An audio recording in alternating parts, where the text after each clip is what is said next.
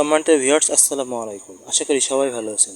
তো আপনারা যারা বোরো মৌসুমে বোরো ধান চাষ করতে চান, আপনাদের ধানের জমিতে যাদের মাজরা ও পাতা বোড়ানো পোকার আক্রমণ হয়েছে, অর্থাৎ আপনাদের ধানের জমিতে এই যে পাতা বোড়ানো পোকার আক্রমণে ধানের পাতাগুলো মুচড়ে যাচ্ছে এবং যে মাজরা পোকা আছে সেই মাজরা পোকার আক্রমণের কারণে আপনাদের ধান গাছের বাইল সঠিকভাবে বের হতে পারছে না এবং ধানের প্রচুর পরিমাণে ক্ষয়ক্ষতি হচ্ছে এবং ধানের পাতার গ্রোথ বৃদ্ধি না হয়ে ধানের পাতাগুলো নষ্ট হয়ে যাওয়ার সম্ভাবনা থাকছে। তো এর জন্য আমি আপনাদের কাছে মাত্র এমন একটি কীটনাশক সাজেস্ট করব যা দিতে পারলে আপনাদের এই ধানের জমিতে এই মাজরা এবং যে পাতা পোড়ানো পোকা আছে সেই পাতা পোড়ানো পোকা থেকে আপনারা অনেকেই বেঁচে যাবেন। তাছাড়া আপনাদের ধানের জমিতে বাইল বেরোনোর সময় যদি এরকম চিটা হয়ে থাকে তাহলে আপনারা যে কীটনাশকটা দিতে পারেন সেটাই আজকে আপনাদের সামনে সাজেস্ট করব। তো আপনারা অনেক সময় দেখে থাকতেন যে ধানের জমিতে বাইল বেরোনোর সময় এরকম কিছু ধান চিটে হয়ে যাচ্ছে। তো এই চিটে হয়ে যাওয়ার কারণেও অনেক সময় আপনাদের এই ধানের ফলন কমে যায়, যার কারণে আপনারা সঠিক মাত্রায় সঠিকভাবে পরিচর্যা না করার কারণে এই সমস্যাগুলো হয়ে থাকে। তো চলেন ভিউয়ার্স, আমি আপনাদেরকে আজকে জানাই দেবো। তো চলেন ভিউয়ার্স, ভিডিওটি শুরু করা যাক। তো প্রথমেই আসি ধানের মাজরা ও পাতা মোড়ানো পোকার আক্রমণ থেকে রক্ষা পাওয়ার জন্য কোন কীটনাশকটা আপনারা ব্যবহার করবেন। তো এর জন্য আমি আপনাদেরকে সাজেস্ট করব অবশ্যই সিনজেন্টা কোম্পানির ভিটতাকো। এটি মূলত সিনজেন্টা গ্রুপের কোম্পানির একটি কীটনাশক। এই ভিটতাকো 40WG, এতে আছে ক্লোরোনাইট্রোনিলপ্রোল এবং থায়ামোক্সান, অর্থাৎ এটি ধানের জন্য একটি গুরুত্বপূর্ণ কীটনাশক। এই ভিটতাকো নামক কীটনাশকটা ধানের জমিতে দিলে মাজরা ও পাতা মোড়ানো পোকা থেকে আপনারা অনায়াসেই বেঁচে যাবেন।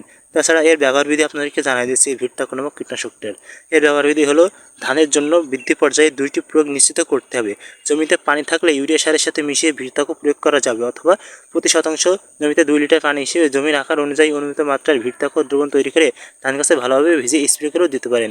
এটি আখ ও পাটের জমিতেও মূলত স্প্রে করা যায়। তো এই ভিটতাকো নামক কীটনাশকটি মূলত ধানের মাজরা ও পাতা পোড়ানো পোকার আক্রমণের থেকে রক্ষা করার জন্য এই ভিটতাকো নামক কীটনাশকটি ব্যবহার করতে হয়। তো এটি অবশ্যই অনুমোদিত মাত্রা অনুযায়ী আপনাদেরকে ব্যবহার করতে হবে, না হলে কিন্তু আপনাদের এই জমিতে আবার অতিরিক্ত মাত্রা ব্যবহার করলে ফসলের ক্ষতি হওয়ার সম্ভাবনা থাকবে। এর জন্য আপনাদের অবশ্যই যেটি সাজেস্ট করবে ভিটতাকো নামক কীটনাশকটা দেওয়ার জন্য। আর আপনাদের ধানের জমিতে যে এই যে ধান দেখুন, এই যে দু একটা ধান দেখুন সাদা হয়ে গেছে, এটি মূলত চিটা আকৃতি হয়ে গেছে। পাশের যে ধানটা, এটি মূলত ধানের বাইল আকারে হয়ে গেছে। এটি মূলত যেটি আক্রমণ হয় অর্থাৎ লেড ব্লাইট অর্থাৎ ব্লাস্ট ইত্যাদি রোগের কারণে মূলত ধানের এই সমস্যাটা হয়ে থাকে। অর্থাৎ দেখুন এই ধানটা কিন্তু চিটে হয়ে গেছে, এটা কিন্তু আর ওই বাইলটা কিন্তু আর ধানে পরিণত হবে না। তো এর জন্য আপনারা ছত্রাকনাশক, তাছাড়া ব্যাকটাম, ব্যাকট্যাপ ইত্যাদি নামক কীটনাশকও স্প্রে করতে পারেন এবং বিভিন্ন ছত্রাকনাশক যেমন অ্যামিস্টার টপ ইত্যাদি নামক কীটনাশকগুলো আপনারা ব্যবহার করতে পারেন। এগুলো ব্যবহার করলে আপনার ধানের যে চিটা হয় এই চিটাগুলো কিন্তু আর হবে না এবং আপনারা এইসব চিটার হাত থেকে বেঁচে যাবেন এবং প্রচুর পরিমাণে আপনাদের ধানের জমিতে প্রচুর পরিমাণে ধান হবে। তো আপনারা যদি ধানের প্রচুর পরিমাণে ফলন আনতে চান তাহলে এই পর্যায়ে আপনাদেরকে এই কীটনাশকগুলো দিলে আপনারা অনেক কিছু উপকৃত হবেন। তো আমি আপনাদেরকে যেটা সাজেস্ট করলাম অর্থাৎ ভিটতাকো নামক কীটনাশকটা আপনারা অনায়াসেই ব্যবহার করতে পারেন এই ধানের জমিতে। তো আজকের মতো আল্লাহ হাফেজ, দেখা হচ্ছে পরবর্তী কোনো ভিডিও। ধন্যবাদ সবাইকে।